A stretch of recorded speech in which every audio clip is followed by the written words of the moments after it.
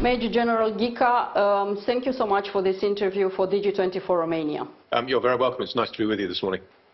The household division under your command went through two very important historical moments, the funeral of Queen Elizabeth II and the coronation day for King Charles III. How is the emotional impact on you and your troops that are actually attending these charged events, and do you have some time to think to the importance of the event, or is just duty? No, I think it's more than a duty. It is a duty, of course, but it's, I think, for all of us who have the opportunity to be on parade, it is a privilege because it allows us to underline and demonstrate our loyalty to the King, which is, as household troops, is a fundamental part of our ethos.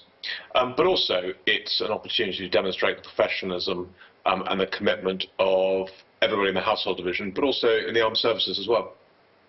The household division and yourself are in the middle of events every time there is a state ceremonial in the United Kingdom, and I have to ask you, how big is the pressure when you know that the entire world is watching? I think there is some pressure. Of course there is before events like this, but they are extremely well planned. We've rehearsed them, and so in that sense it's like another military operation that we conduct elsewhere. And I think that because we are dual role soldiers, the soldiers on parade at the weekend have also served in Iraq, Kenya, in Africa, in Afghanistan, in operational theatres all over the world. And that gives you, I think, a professionalism, a commitment and a self-discipline which helps you to deal with the enormity of the occasion.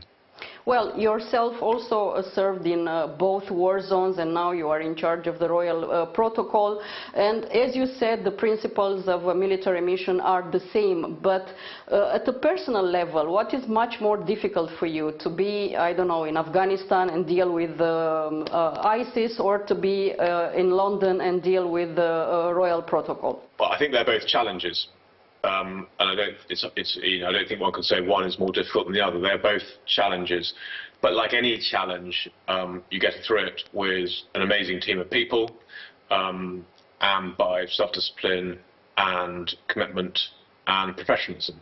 And I'm very lucky to be part of a team that has delivered these significant events in the same way that I was lucky to be part of an amazing team in Iraq and Afghanistan. And now you said you are in the middle of rehearsal for the coronation day. Of course, you are quite busy. What is the most difficult part of this event? The rehearsals are very important because each of the groups from the Army, the Navy and the Air Force, they rehearse in their own home barracks over many weeks.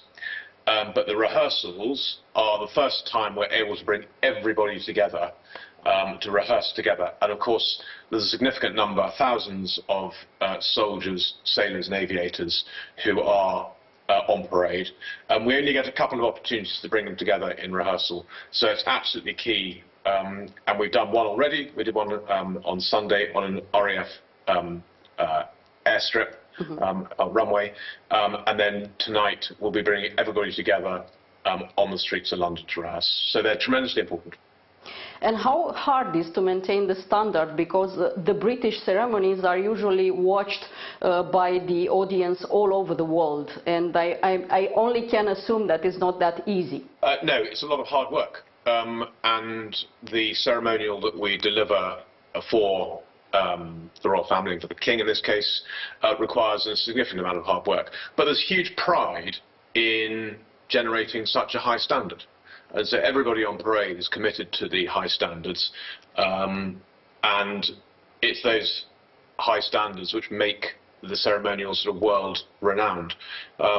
So the straight answer to your question is there's a lot of hard work that goes into it, but there's pride as well, and nobody wants to do anything but the best. Do you also discuss with the King the details of his coronation? I think we've had some discussions with the King over the last few months, yes. King Charles III has an affinity for Romania. He visits us quite a lot. You are a British member of a historical Romanian family, now in charge of the king troops. Do you still have any links with Romania? Yes, of course we've got family still in Romania. We come back and visit a lot to Mogoșoaia, Posada, Comănești. So yes, we have strong links, I think, and of course it's where the family comes from, and that's important to us. And do you speak some Romanian or not? So I sadly don't. My father and my sister speak some, but I don't, unfortunately. General Christopher Ghika, thank you so much, and have a good coronation day. Thank you very much indeed. It's nice to talk to you.